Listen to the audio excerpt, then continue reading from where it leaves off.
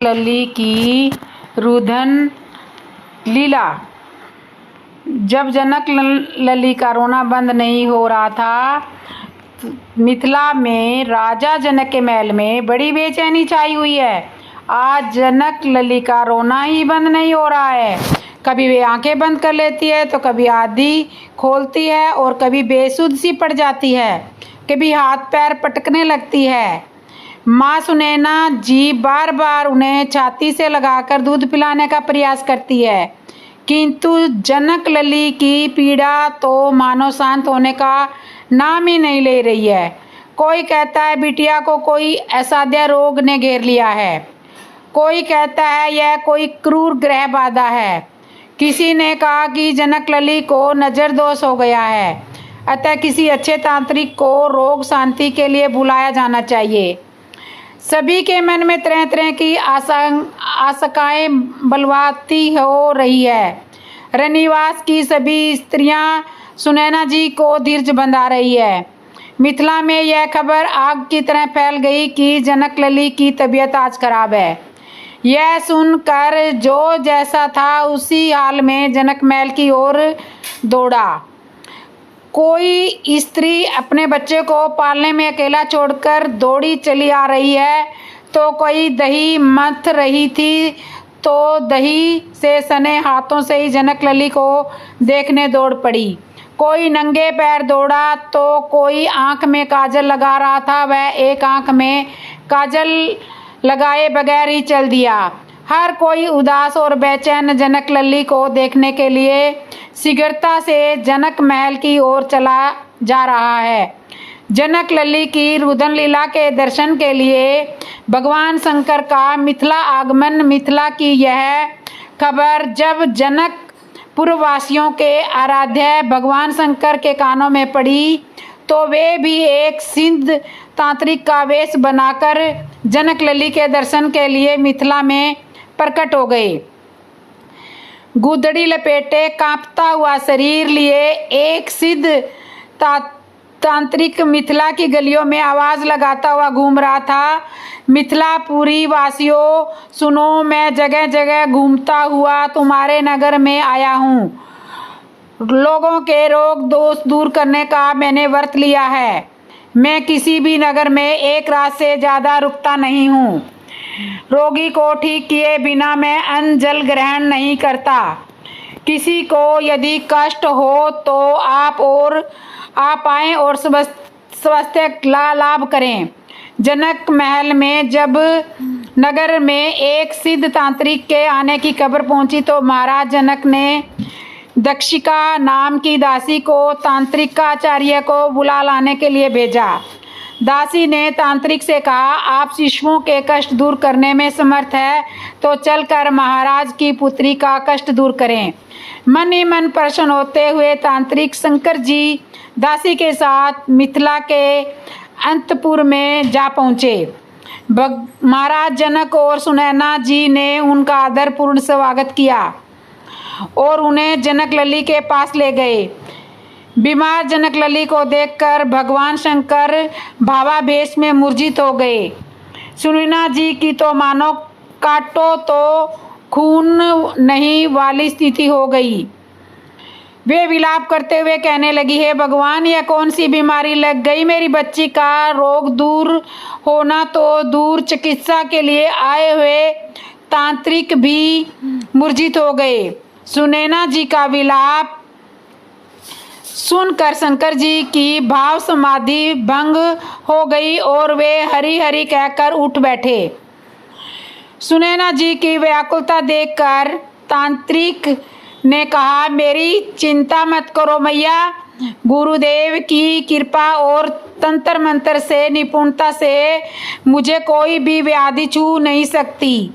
मैं तो अपने गुरुदेव का ध्यान कर बच्ची की व्याधि का पता लगा रहा था। आप देखती रहे, मैं कुछ ही पलों में इसका रोग दूर कर दूंगा। यह कहकर तांत्रिक ने जनक लली की 3 बार परिक्रमा की और अपना सिर उनके चरणों में रख दिया। यह देखकर सुनैना जी ने चकित होकर कहा, योगी राज, आप ऐसा करके हमें क्यों नरक में धकेल रहे हैं? आप वृंद है, ब्राह्मण है, तंत्र यज्ञ है, योगी हैं, इस कन्या को आशीर्वाद दें। इसके चरणों में आपका सिर स्पर्श करना हमारे कुल की मर्यादा के विरुद्ध है।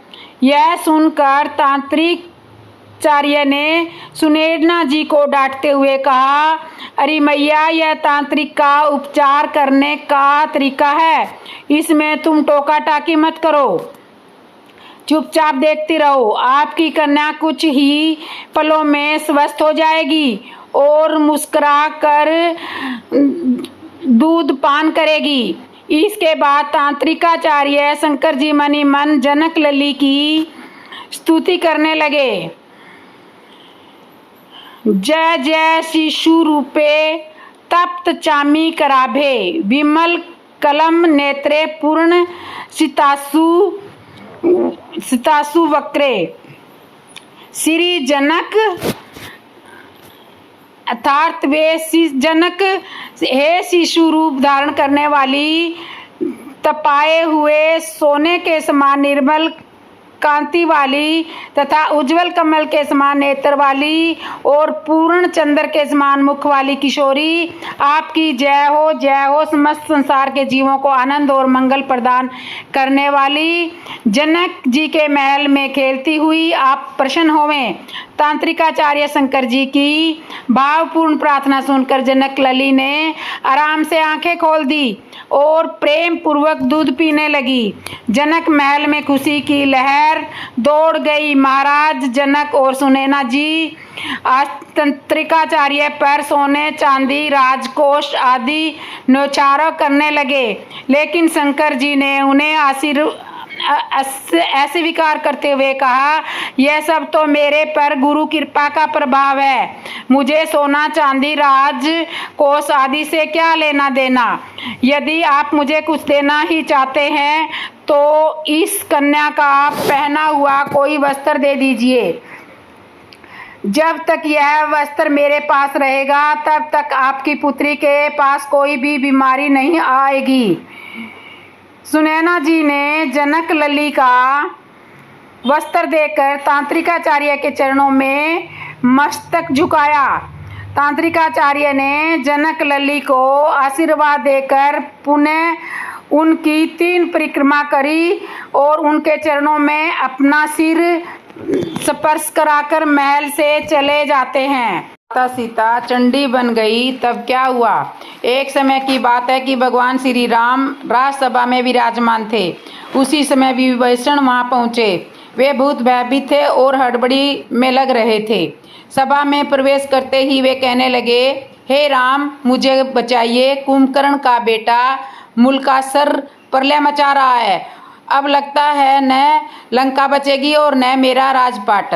भगवान श्री राम द्वारा ढांढस बंधाए जाने पर विभीषण ने बताया कि कुंभकर्ण का एक बेटा मूल नक्षत्र में पैदा हुआ था, इसलिए उसका नाम मुलकासर रखा गया था। इसे अब शुभ जानकर कुंभकर्ण ने जंगल में फिकवा दिया था। जंगल में मधुमक्खियों ने मुलकासर को पाल लिया। मुलकासर बड़ा हुआ और उसने कठोर तपस्या करके ब्रह्मा जी को प्रसन्न कर लिया। अब उनके दिए वर और बल के घमंड में भयानक उत्पात मचा रखा है। जब जंगल में उसे पता चला कि आपने उसके परिवार का सफाया कर लंका जीत ली और राजपाट सौंप लिया है, तब से वे क्रोधित है और भगवान आपसे इस दिन मुझे आप राजपाट सौंपा। उसके बाद कुछ दिन बाद ही वह पातालवासियों के साथ लंका पहुंच गया। मुझ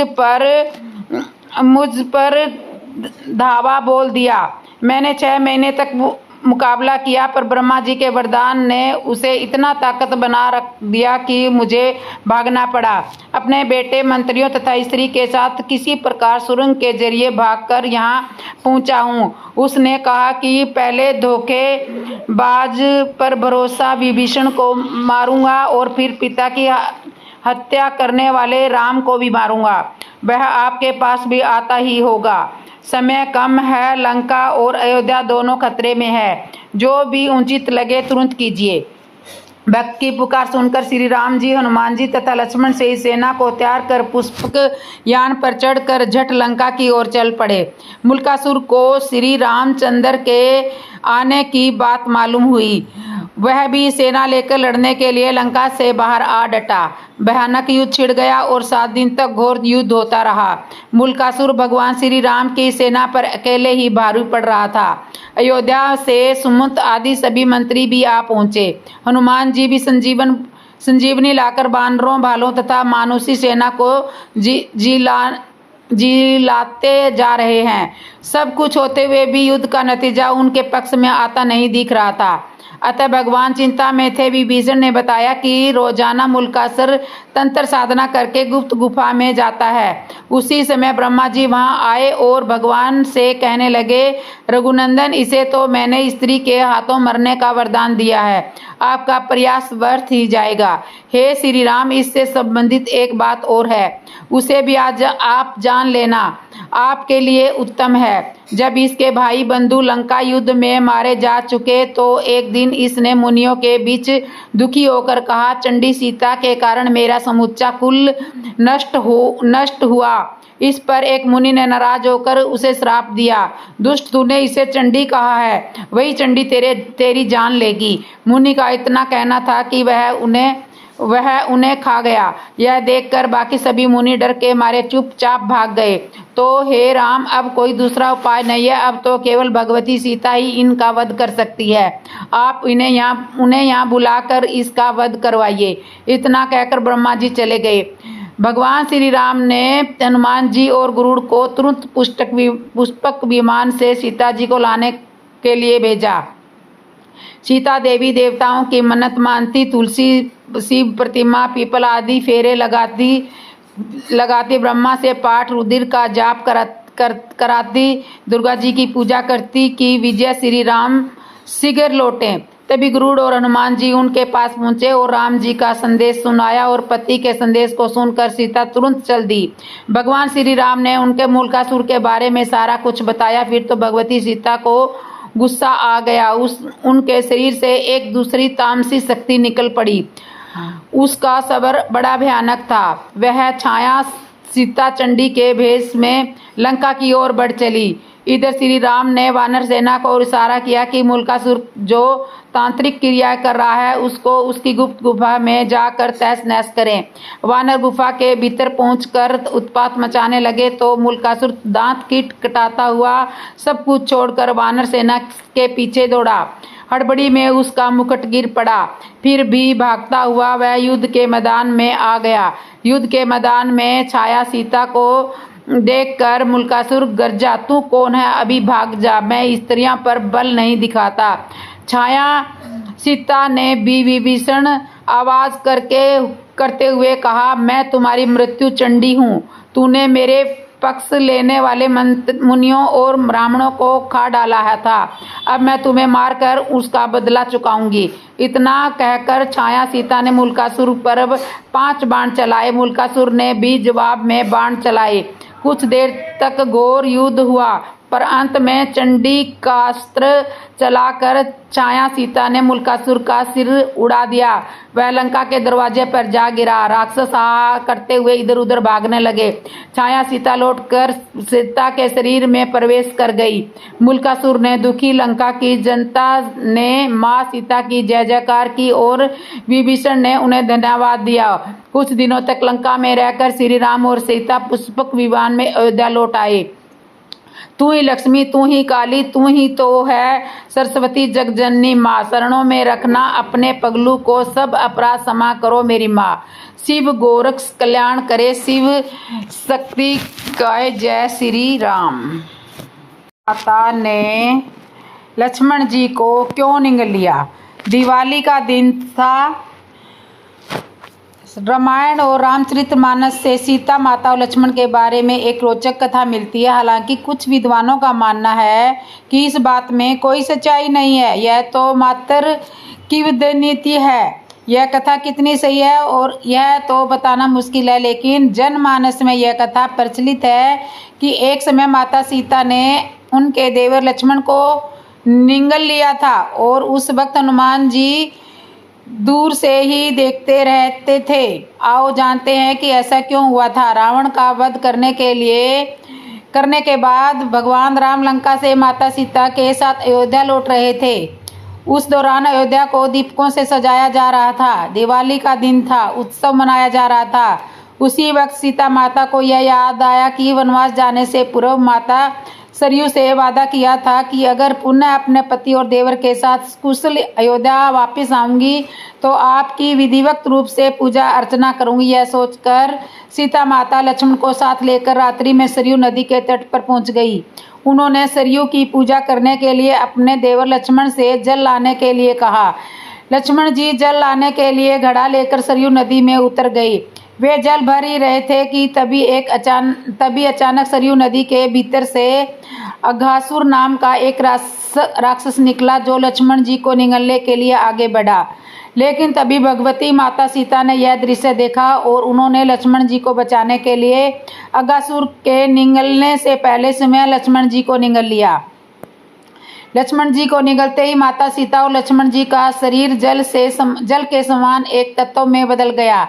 यह अद्भुत दृश्य हनुमान जी देख रहे थे जो एक पेड़ के पीछे छुपे हुए थे। उन्होंने माता सीता और लक्ष्मण को जल रूपी सम्मिश्रण शरीर एक घड़े में भर लिया और भगवान श्री राम के सम्मुख उपस्थित होकर सारी घटना सुनाई।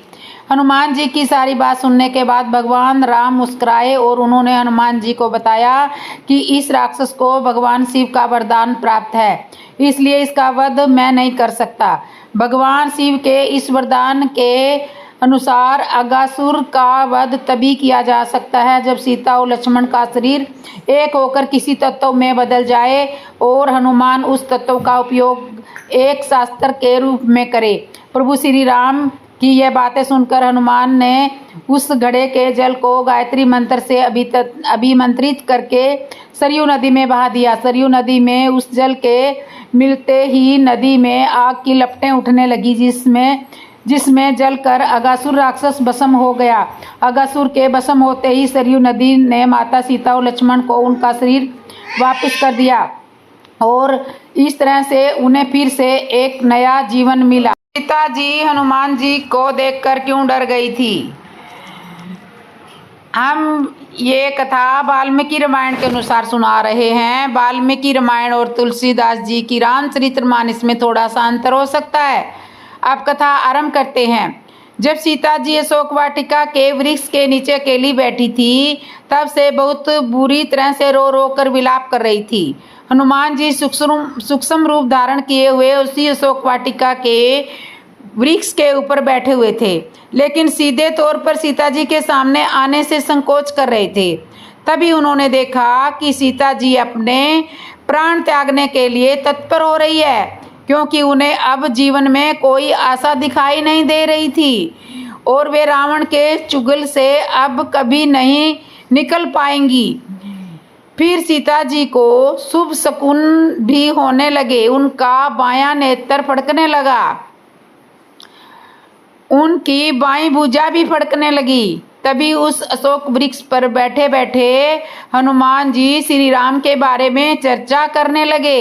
श्री राम के कुल के बारे में बताने लगे, किस प्रकार श्री राम को वनवास हुआ, वन में उनके साथ क्या क्या हुआ, क्या क्या घटनाएं हुई। फिर उनकी पत्नी सीता जी का हरण करके रावण लंका में ले आया। यह सारी बातें हनुमान जी चुपचाप अशोक वृक्ष पर बैठे हुए कहने लगे। हनुमान जी की बातें सुनकर सीता जी को बड़ा आश्चर्य हुआ। उन्होंने इधर उधर देखा, सामने भी देखा, लेकिन कोई दिखाई नहीं दे रहा था और श्री राम के बारे में कोई बोल भी रहा था। तब उन्होंने अशोक के पेड़ के ऊपर देखा, लेकिन वहां पर भी कोई नहीं दिखाई दिया। लेकिन हनुमान जी लगातार श्री राम की प्रशंसा कर रहे थे। तब सीता जी ने जब गौर से उस अशोक के पेड़ को देखा तो उन्हें छोटा सा एक वानर दिखाई दिया। हनुमान जी को देखकर सीता जी भय से कांपने लगी, क्योंकि वे समझ रही थी कि आवश्यक ही वह रावण ही होगा। जो भेष बदल कर मुझे छलने के लिए वहाँ पर आया था। जैसे ही जनस्थान में जब मेरा अपहरण करने आया था तभी वह भेष बदल कर ही आया था। सीता जी यह भी सोचने लगी कि कहीं ऐसा तो नहीं है मुझे भी कोई सपना आ रहा हो, और यदि सपने में मैं किसी वानर को देख रही हूँ तो शास्त्रों के अनुसार वानर को सपनों में देखना ठीक नहीं, लेकिन यह स्वप्न तो है ही नहीं। फिर यह वानर कौन है? क्या वास्तव में रावण ही वानर का वेश बदल कर आया था? हनुमान जी समझ गए कि सीता जी उन्हें देखकर भयभीत हो रही है और मुझे कोई राक्षस समझ रही है। तब हनुमान जी ने सीता जी को अपना परिचय दिया। इसके बाद सीता जी ने अपहरण का सारा वृत्तांत भी सीता जी को सुना दिया। उसके बाद सीता जी ने भी बिना सोचे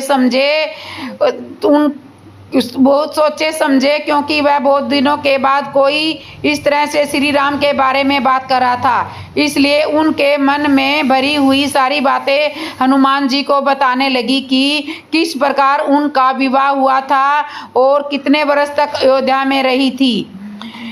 इसके बाद फिर एक दिन श्री राम को वनवास हुआ, तब उनके साथ वे और भी राम के छोटे भाई लक्ष्मण किस प्रकार वन में आए, वन में क्या क्या संकट उन्होंने उठाने पड़े। फिर एक दिन राक्षस राज रावण ने उनका अपहरण कर लिया, फिर उन्होंने यहाँ रख दिया और तब से यातनाएं दे रहा है। जब यह सारी बातें हनुमान जी को बताई उसके बाद वे फिर से शंका करने लगी कि मैंने बिना सोचे समझे इस वानर को सब कुछ बता दिया है, लेकिन क्या पता यह राम का दूत है भी या मायावी राक्षस है। तब सीता जी ने हनुमान जी से कहा कि तुम वास्तव में मेरे प्रभु श्री राम के दूत हो तो उनके शरीर की कद काठी के बारे में बताओ, उनके छोटे भाई लक्ष्मण जी की कद काठी के बारे में बताओ।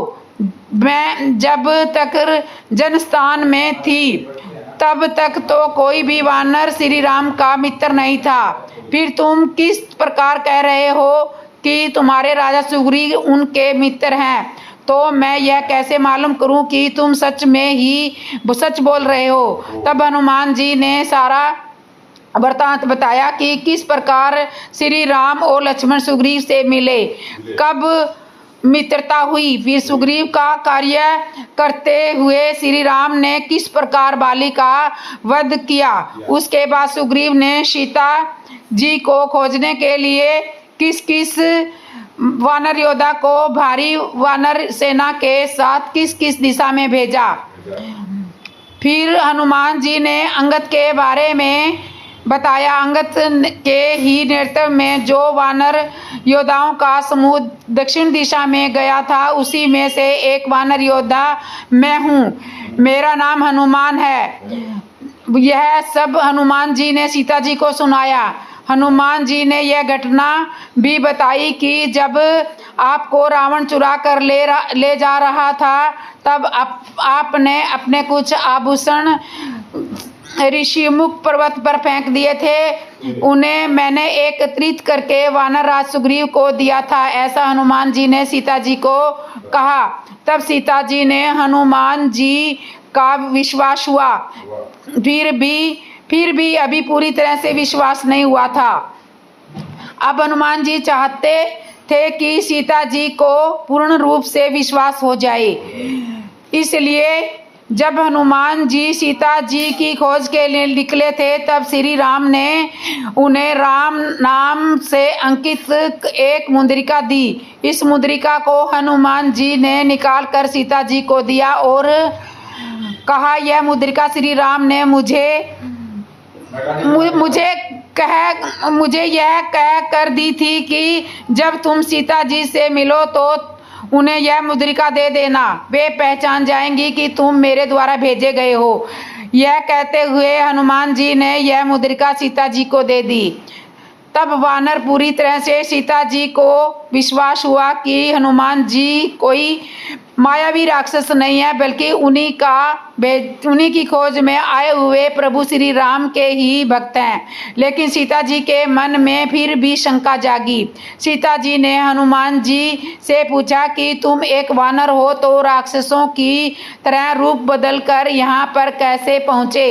तब हनुमान जी ने कहा कि जिस प्रकार मायावी राक्षस कोई भी रूप धारण कर लेते हैं, ठीक उसी प्रकार मैं भी कोई भी रूप धारण करने में सक्षम हूँ। हनुमान जी के सामने सीता जी फिर से रोने लगी और कहने लगी कि प्रभु श्री राम ने तुम्हें भेजा तो है, लेकिन उस समय मुझे लेने नहीं आए।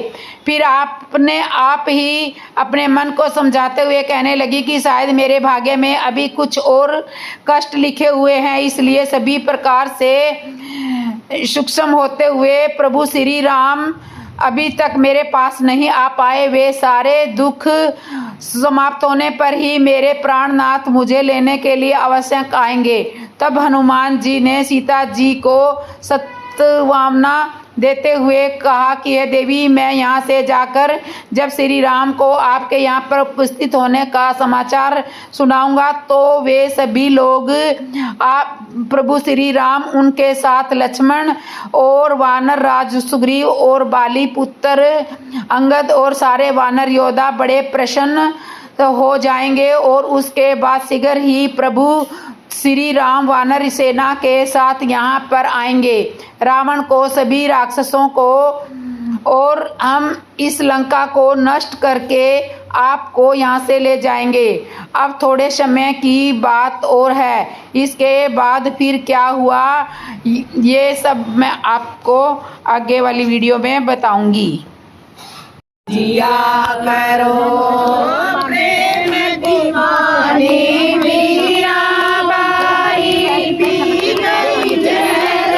प्याला, प्रेम दीवानी मीराबाई पी गई जहर का प्याला।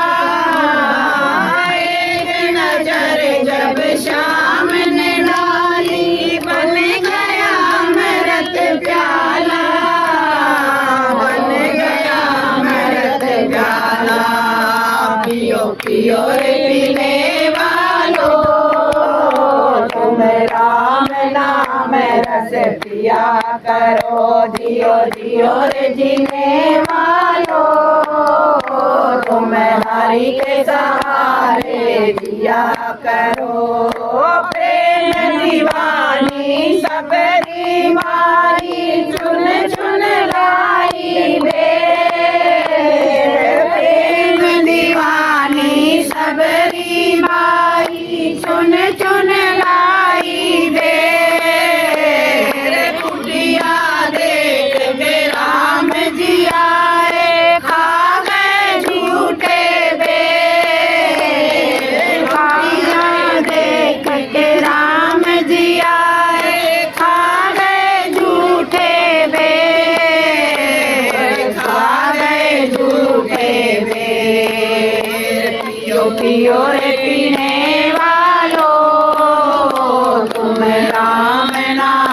रस पिया करो, जियो जियो रे जीने वालो, तुम हरि के सहारे जिया करो। फटे पुराने कपड़े पहने आगे बढ़ते सुदामा, फटे पुराने कपड़े पहने आगे बढ़ते सुदामा। जब शाम ने डाली हो गए पूर्ण कामा, पूर्ण कामा। पियो पियो रे पीने वालो, तुम राम नाम रस पिया करो, जियो जियो रे जीने वालो, तुम हरि के सहारे जिया करो। लाखों पापी तारे तुमने आ गई मेरी बारी, लाखों पापी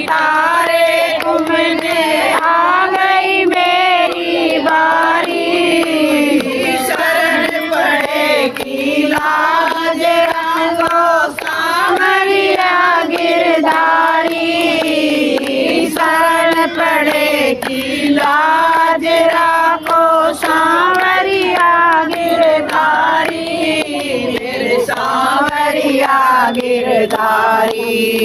पियो पियो रे पीने वालों, तुम राम नाम रस पिया करो। जियो जियो रे जीने वालों, तुम नारी के सहारे जिया करो।